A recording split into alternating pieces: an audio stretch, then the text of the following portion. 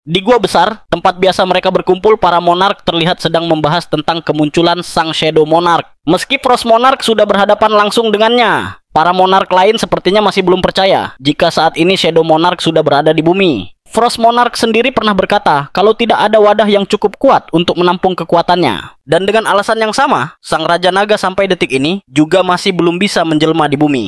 Frost Monarch yakin sang Shadow Monarch akan menjadi ancaman yang lebih besar daripada pecahan cahaya yang paling terang. Oleh karena itu, Frost Monarch berinisiatif untuk menghabisinya terlebih dahulu. Si Monarch tampan kemudian bilang, kalau Shadow Monarch adalah salah satu monark yang terkuat, melawannya sama saja dengan bunuh diri. Menurutku, lebih baik jika menunggu kembalinya sang Raja Naga Destruction Monarch. Frost Monarch kemudian beralasan, meski saat ini posisi kita sedang dalam pelarian, akan tetapi kita adalah seorang monark yang tidak seharusnya terlalu bergantung kepada sang Raja Naga. Terlebih lagi si Shadow Monarch sedang dalam wujud manusia. Saat inilah waktu yang tepat untuk membinasakannya. Jangan libatkan aku, ucap si Monarch tampan. Aku tidak ingin bernasib sama seperti White Flame Monarch yang dijadikan sebagai tentara bayangan setelah kematiannya. Si Monarch atletis pun bilang kalau Shadow Monarch tidak akan bisa mengubah kita menjadi tentara bayangannya, karena kita bukanlah makhluk fana. Si Monarch tampan curiga kalau si arsitek mungkin bersekongkol dengan Shadow Monarch sehingga dia bisa menciptakan replika para monark.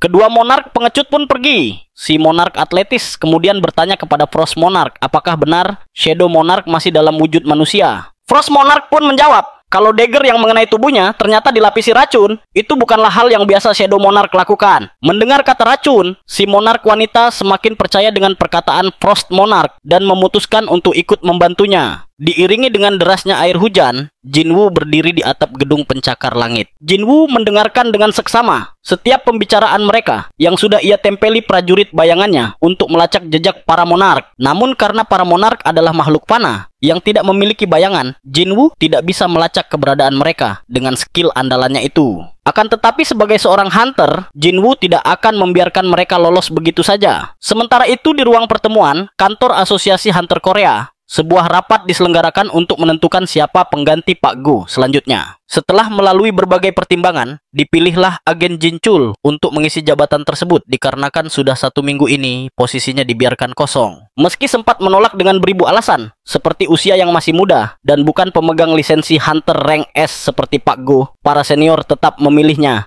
Terlebih lagi, agen Jin Chul punya hubungan baik dengan Hunter Rank S Sung Jinwoo.